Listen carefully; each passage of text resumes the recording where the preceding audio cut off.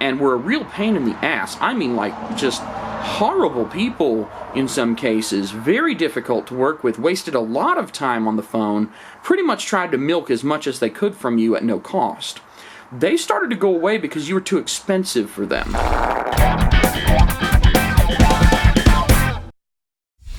Happy New Year to everyone. Welcome to 2020, my first video of 2020. Well, my first recorded video of 2020. You'll find out why that is in a little while, because I'll post another video later. But my first video is about mechanic syndrome. What's mechanic syndrome, you might be asking? Aren't you a computer guy? Well, there was that one brake caliper piston video that I did. I was able to turn them both at the same time, giving me even pressure. And I have another mechanic video that I really never... I shouldn't have done this outside.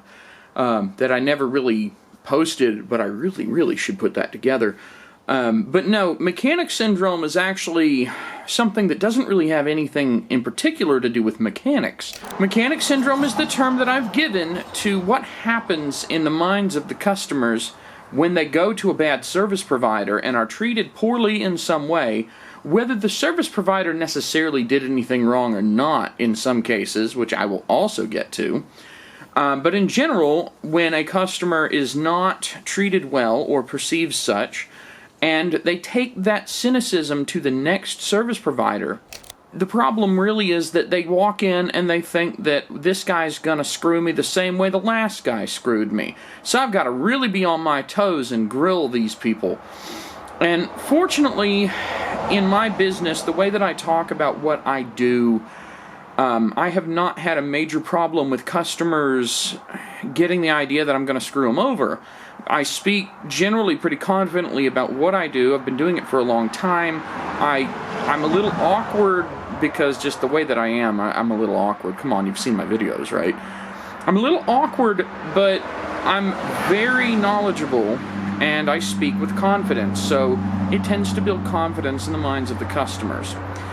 So when they come to me, I usually can get them to set aside any mechanic syndrome that they have from the last guy that they dealt with or whatever.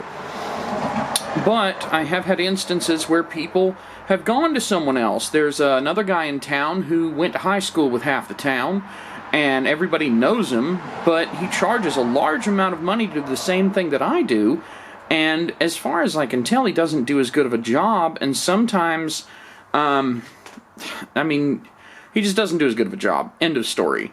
So people walk away in a lot of cases with bad things to say about him, and they come to me and they complain about the other guy, but the problem is that they're also secretly thinking maybe I might do the same thing, and you can tell because they might grill you harder, they might ask you questions, they might want you to give them assurances that may not necessarily be the most reasonable.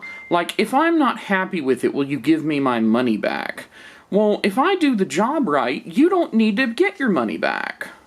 But this is a disagreement that I've had several times over the past decade and a half that I've done computer service work for other people. If someone does the job right, you shouldn't get your money back just because you decide that maybe they didn't do it right. I have given people their money back to shut them up and make them go away, and I'll get into a story about that near the end. But this is what I call mechanic syndrome, where someone brings their anger about the way they were treated somewhere completely differently to a person in a similar industry, and they take it out on them in some way, shape, or form. It's unfortunate. And the real problem with it that I have, it's not that I can't take a little bit of unwarranted demands, I wouldn't say abuse, but demands.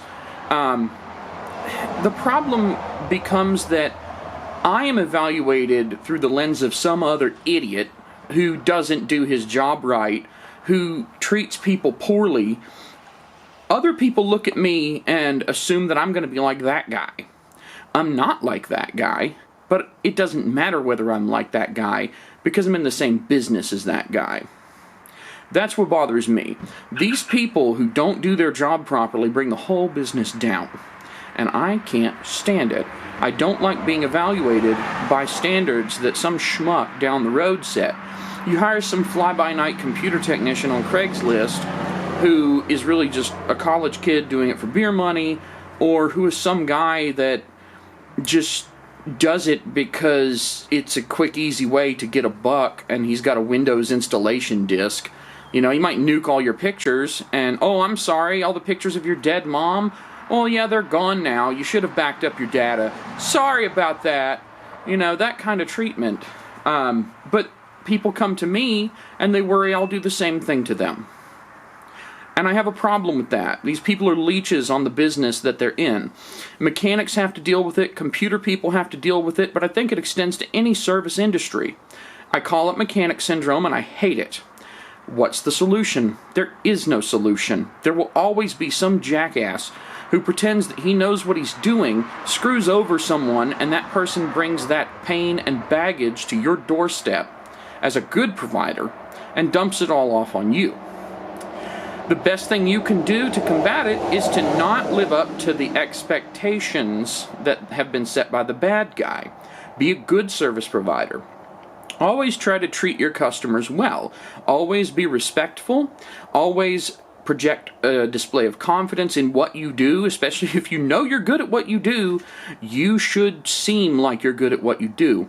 But be a bit humble about it. You don't want to be a braggart. And especially you don't want to be one of those people, one of those techno-weenies who runs around talking about what they do in this sort of condescending manner where you treat the customer like they're an idiot. You can exhibit your knowledge, but you don't want to make it seem like you're judging them because of your superior knowledge. That's actually how you get mechanic syndrome to happen in a lot of cases with computer work, is some tech guy who you have work on your computer is this snobbish prick. And the assumption is that all tech guys are going to be like that. It's actually a common stereotype in the business that tech guys are assholes. Why? Because of that. Because, oh, look at me, I know what I am doing and you do not. Oh, you don't know how to sync your iPhone contacts to Outlook? Well, haven't you tried da-da-da-da-da? Don't talk to people like that. Be nice to them. Just say, have you tried this step? Did you know that you can sync your contacts through iTunes? Whatever the solution is, you can present it in a way where you ask them if they've tried it, rather than acting like them not knowing that they can try that somehow makes them stupid. You want them to not feel stupid. Don't make people feel stupid. Don't take advantage of people. Just be a good person, and don't be combative, and don't be judgmental. And mechanic syndrome will at least weaken. It won't go away completely. It can't be eliminated because there will always be bad people, but it'll at least, you'll be doing your part to make the world that you are a part of a better place. And if they have to move on from you and go to another guy, they'll give that guy a chance, or at least they're more likely to do so, than if you were a condescending douchebag to them. And you'll start to eliminate that perception that computer guys are all these dickbags that can't deal with social settings at all. You know, and if you have a problem with that, if you do treat people that way, maybe you should work on that just a little bit. Maybe you should put some effort into that. I mean, I took a lot of time to try and figure out, you know, where I might be falling short, what I might be saying and doing that was not good. And, I mean, I still have my little bursts where I get pissed off, and I think things, and sometimes I say things in private to decompress that are not the most savory. You know, everybody judges, but it's important to blow off your steam somewhere that's not right in front of the customer. That's not right. You shouldn't do it. So, my story about mechanic syndrome, ironically, it's not about mechanic syndrome directly, but it is a similar phenomenon. There was a long time ago, the time when I gave someone money to shut them up and make them go away. There was a woman who came in, we serviced her computer, and I don't even remember what we did. I think we did a reinstall of Windows with a data backup and restore. This is like 9 or 10 years ago, too. This is a very long time ago in terms of me being in the business. We did the work, and she went to the beach. where her boyfriend lived. Now, her boyfriend fancied himself an IT guy and was a cocky prick. So what happened was when she got to the beach, he decided that we had done everything wrong and told her, really geared her up, like just wound her up, saying that we took advantage of her because she's a woman and that we did everything wrong, screwed up their computer, blah, blah, blah. I know for a fact that it was done right. I checked it before it left. Everything was in place the way it was supposed to be. The problem is, he was accusing us of taking advantage of her because she was female, and that's a problem with mechanics, but a lot of service providers get that flack too, plumbers, whatever. So he, not her, he started calling us. After she called us, he called us repeatedly and harassed us repeatedly about not doing the job this way and that, asking all these technical questions, demanding all kinds of information.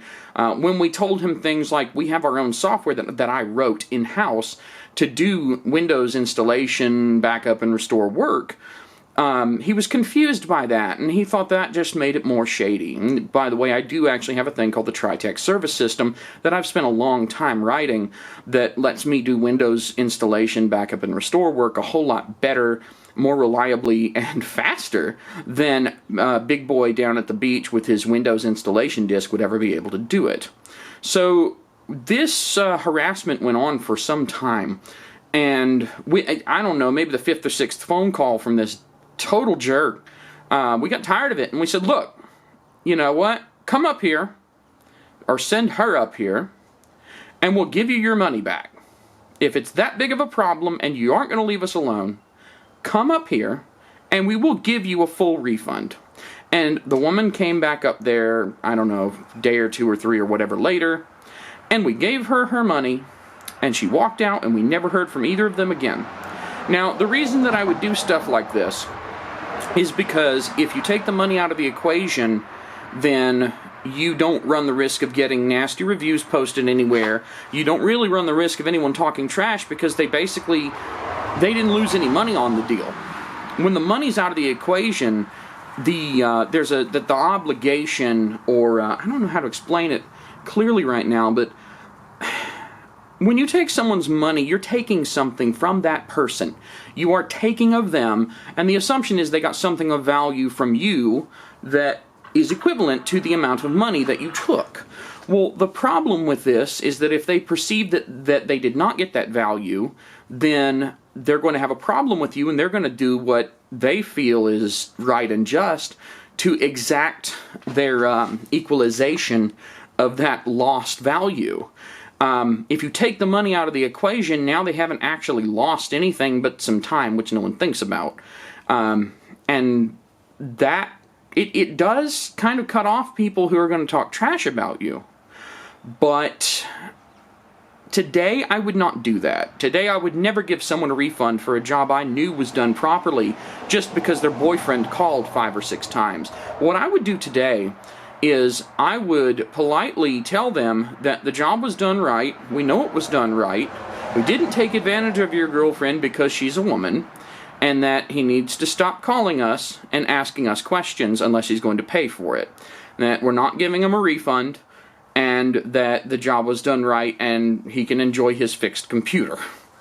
And that's it, and we'd keep it. And if he called again and gave us crap one more time, we'd block his phone number and never talk to him again. Yes, there's a good chance he'll go to Google and Yelp and such and try to bully us with bad reviews at that point. Yeah, we'll probably get 4 instead of 5 stars on our Google reviews. Who gives a shit? Google reviews. I don't care. You can leave a bad Google review. That's fine. But the beauty of it is I get to go to that review and I get to leave my comments on it. And I get to tell them all about how you were not satisfiable. What happens when someone leaves you a bad review is you have an opportunity to demonstrate how you handle negative customer interactions. If you leave a response under a bad review that is respectful, to the point, that is plausible to the person reading it, and that outlines a situation that sounds fair and makes it sound like they just were unreasonable as hell and you did everything you could to assuage them, short of giving them a refund they don't deserve, then people will read that and go, oh, wow, so this guy was just being a giant dick to these people and demanding things that he shouldn't have been demanding, and they handled it pretty well. I think I want to do business with these people. That's the way that a normal person works. And the truth is, anybody who reads a bad review like that and reads your response and holds it against you is not someone you want as a customer.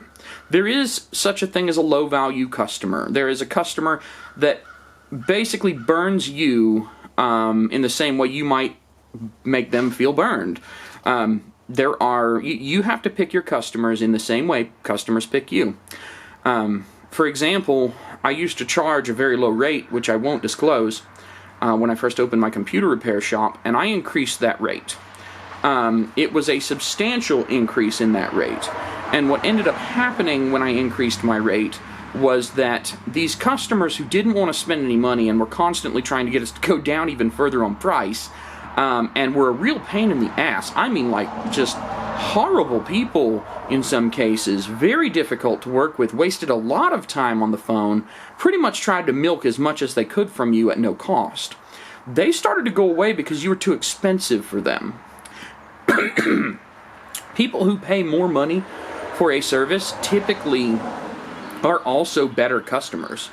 Now, I'm not saying that's universally true.